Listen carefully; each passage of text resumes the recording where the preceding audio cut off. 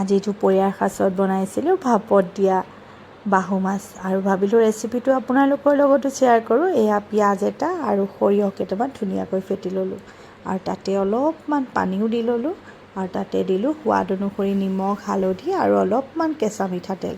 ইয়াত আফুগুটি অলপ থাকিলে দিব পাৰিলে আৰু সোৱাদ হয় খাবলৈ, কিন্তু মোৰ আজি আফুগুটি নাছিলে, তেনে সৰিয়হে কাম চলাই দিলোঁ আৰু ধুনীয়াকৈ মিক্সনখিনি ধুনীয়াকৈ ফেটি তাতে ফ্ৰেছ মাছ 4 পিচ দিলোঁ আমাৰ জোখৰ মতে।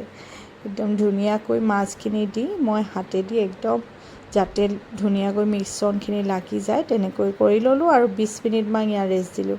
আৰু তাৰ আগতে মই আকৌ অলপমান ইয়াত দেখিছেনে ভোট জলকীয়াও কাটি দিছিলোঁ। ভোট জলকীয়াৰ টেষ্টটো বহুত ভাল লাগে। আৰু গেছ এয়া আধা ঘণ্টা ৰেষ্ট দিয়াৰ পাছত এয়া গেছত উঠাই দিলোঁ আৰু গেছটো চিমত দি একদম ঢাকনা লগাই দিলোঁ। এতিয়া আৰু নাদাঙো আৰু 15 মিনিটমান পাছত এয়া দেখিছিলে কালাৰটো যে ইমান ধুনীয়া ওলাইছে নহয়, কি ক'ব। আৰু এয়া মই ধুনীয়াকৈ হাতা পাত দি মাছখিনি ইলুটি শিলুটি কৰি দিছোঁ। ইলুটি শিলুটি কৰি নিদিলেও ধুনীয়াকৈ সিজে, কিন্তু অলপ ইলুটি শিলুটি কৰি দিলে কেতিয়াবা কি হয় মাছখিনি অলপ লাগি ধৰে, তেতিয়া লাগি ধৰাৰ ভয় নাথাকে। সেইকাৰণে মই 15 মিনিটমান দিয়াৰ পাছত এনেকৈ ইলুটি শিলুটি কৰি দিওঁ।